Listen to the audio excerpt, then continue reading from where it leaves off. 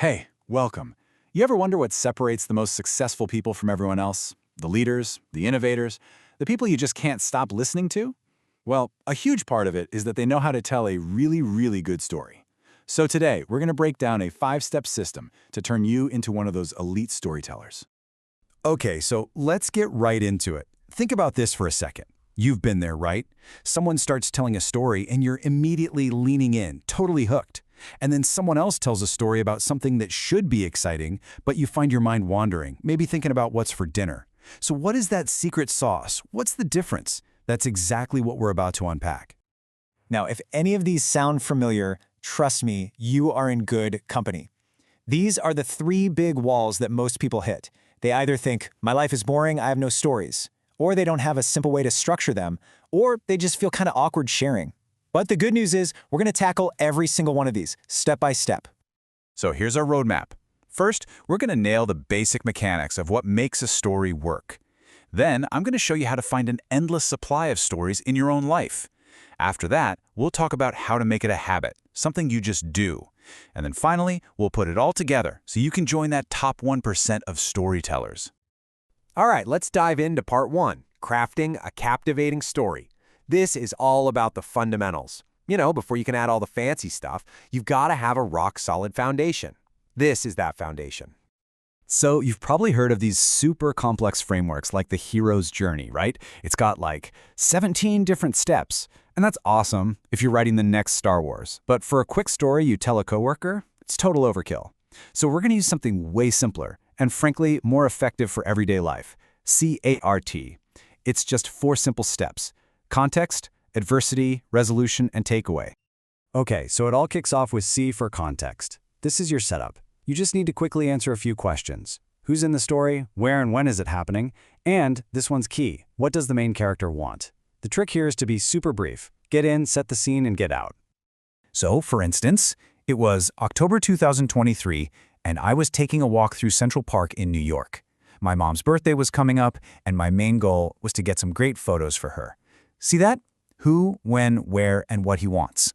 Done. We're already moving.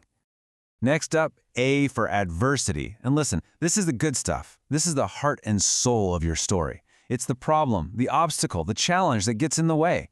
This part should be the longest, most detailed section. It's where you build the tension and show everyone what's really at stake. So, picking up our story, and that's when I realized my phone was gone. My heart just dropped. I checked every single pocket, again and again. Nothing. All those photos from my mom, gone. Weeks of work, just poof. You can feel that little knot in your stomach, can't you?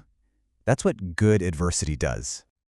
Okay, so after all that tension, we need some relief, right? That's R for resolution. This is simply where you explain what happened next.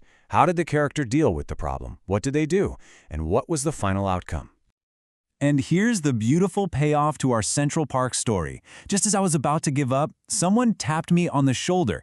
It was another guy, a jogger. He just reached into his pocket, pulled out my phone, and handed it to me. Such a clean, satisfying end to all that stress. And that leads us to the final and maybe the most crucial letter, T for takeaway. This is the whole reason you're telling the story. It's the point. But here's a little pro tip. Try to avoid saying, and the moral of the story is.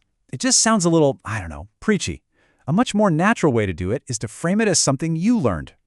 So check out how this is phrased. What I learned from that experience is that there are still really good, honest people out there.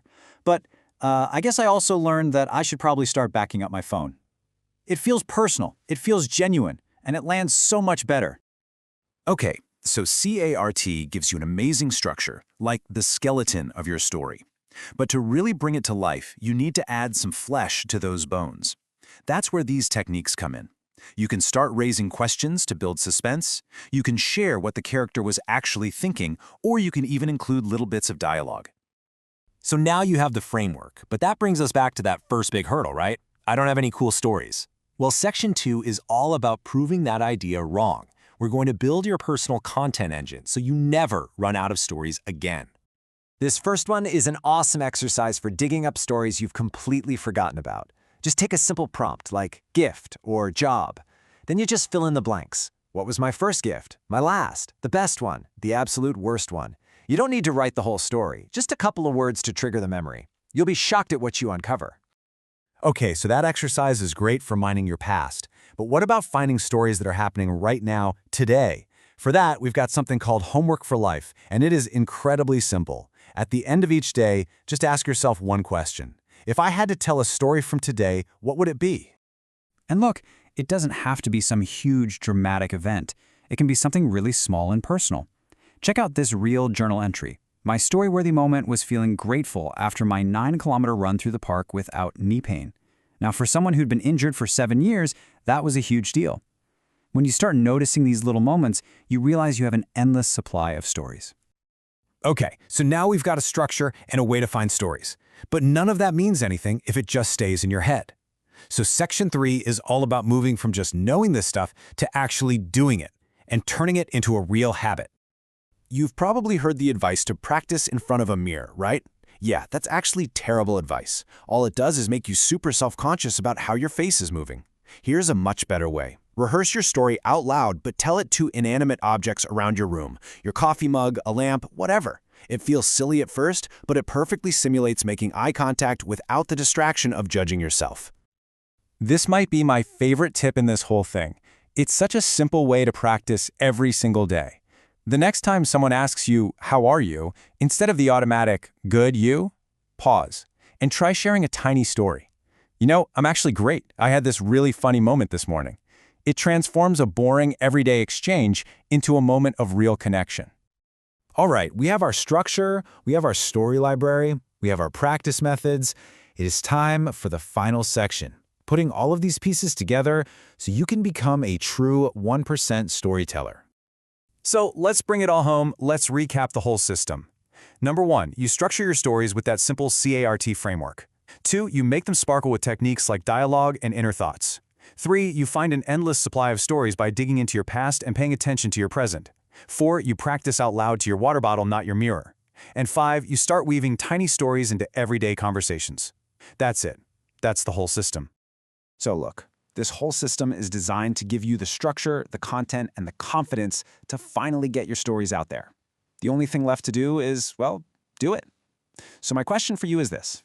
Using everything we just went over, what's the first story you're going to tell?